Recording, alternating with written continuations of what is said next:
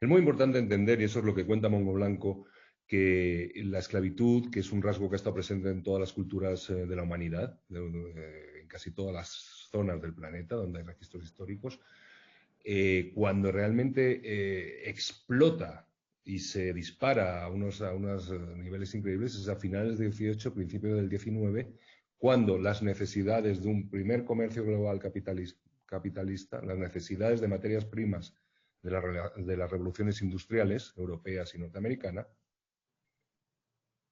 topan con la existencia de las grandes economías de plantación, que eran cultivos intensivos con mano de obra esclava, que eran el café, el algodón, perdón, el azúcar, el algodón y el tabaco.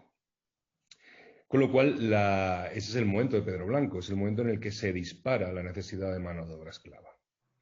Y en la novela también se retrata un poco, que es curioso, no quisiera dar muchos datos de esto porque creo que es bueno que el lector se adentre en esta jungla y vaya él, pero también es curioso por qué luego los grandes esclavistas del 18, que son los británicos, son los primeros que se ponen a buscar, a, a perseguir la trata de esclavos y a imponer al resto de los gobiernos la abolición de la trata de esclavos.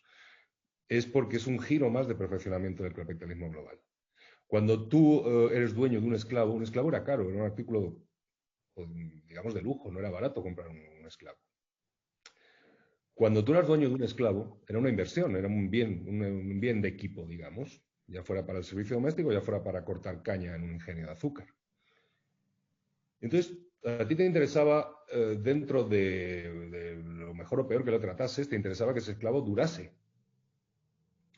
Con lo cual tú te hacías dueño de su fuerza de trabajo, pero también de sus miserias. A los esclavos había que alimentarlos. En el caso de Cuba había que vestirlos. Hay un reglamento de esclavos que fija que hay que darles 2 esquifaciones, 2 juegos de ropa, de ropillas de mala calidad, 2 juegos de ropa al año, que hay que darles un techo y que hay que darles cierto régimen de comidas. Bueno, el perfeccionamiento del sistema capitalista, lo que a las mentes pensantes de la época lo que descubren es que en un capitalismo que se basa en el comercio global de manufacturas, un esclavo no es consumidor de nada. Un esclavo no tiene capacidad de consumo. Un esclavo es un agente, empieza a ser un agente económico ineficiente. Y entonces sustituyen al esclavo por el proletariado. El empresario, pensemos en este proletariado a principios del siglo XIX, que sus condiciones laborales no eran mucho mejor que las de un esclavo. Pero los empresarios ya no eran dueños de su miseria. A cambio de un salario muy escaso, el proletario tenía que ocuparse de alimentarse, de vestirse y de encontrar un sitio donde meterse a vivir. Curiosamente, supongo que en México también pasaría esto durante mucho tiempo y en España hasta los años 60 había empresas que practicaban lo mismo. Muchos de estos empresarios pagaban con vales de la empresa a los trabajadores para que ese salario les revirtiera en forma de compras en sus economatos, en los economatos de la empresa, con lo cual el círculo era perfecto. Yo fabrico, tú trabajas para mí, pero además me vas a comprar a mí lo que tú necesitas. Cosa que el esclavo no podía hacer. El esclavo era un gasto. Entonces es interesante ver, yo creo que Mongo Blanco en ese sentido da una panorámica muy interesante de esta primera globalización capitalista, que fue el comercio transatlántico de esclavos. Y en el que, como te digo, y es muy interesante, en el que, como te digo, fue el gran negocio de la época. Es un negocio en el que participó todo el mundo. La novela también, y vuelvo a lo literario, es una novela que nace de una intención de reflexionar sobre el mal absoluto. ¿Cuál es la relación más malvada que puede haber entre dos seres humanos? Pues la que hay entre un amo y un esclavo, la más desigual. Pero al hilo de esto, retrata también otra cosa que a mí me apasiona, el concepto, porque creo que es un concepto que está presente en todas nuestras sociedades, que es la banalidad del mal. Tú no puedes ejercer una atrocidad, en este caso la esclavitud, o en el caso de la Alemania nazi el holocausto, o tantas atrocidades que se cometen a diario en nuestros países. Tú no puedes mantener una atrocidad, sostener una atrocidad contra millones de personas en el tiempo y en el espacio sin la participación cómplice, consciente o no, pero cómplice de muchos millones de personas, entre comillas, normales.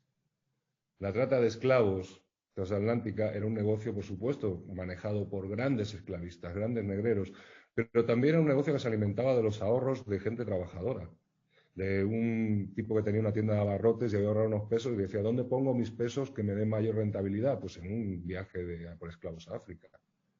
Todo el mundo en el siglo XIX participaba en la trata de esclavos, de una manera u otra, ya fuera como propietario directamente de esclavos o como partícipe en actividades económicas que involucraban mano de obra esclava.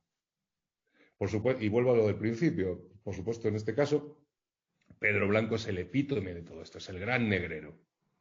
Pero es que Pedro Blanco existía porque había una sociedad que necesitaba del gran negrero. Y esa sociedad la componían gente, entre comillas, normales. Así que Mongo Blanco creo que también tiene una lectura interesante desde ese lado. Es una llamada a estar siempre alerta, a no hacernos cómplices de grandes barbaridades que nos venden como cosas de sentido común. En La Habana, en 1925, pues el sentido común te decía que, bueno, que tener esclavos estaba muy bien y que era como había que hacer las cosas. Y todo el mundo, pues, compraba ese discurso. Entonces, Mongo Blanco, como te digo, es una llamada también a estar alerta, a ser críticos con estos discursos que hoy nos llegan desde las tertulias en las televisiones, las grandes cabeceras de prensa o las redes sociales, ¿no? Justificando cosas que si nos tomamos un momento de reflexión para analizarlas, en muchos casos son atrocidades. Carlos Bardem, muchísimas, muchísimas gracias. Y a Un seguir placer. adelante, ¿eh? Un abrazo. Hasta pronto. Gracias. Bye, bye. Bye.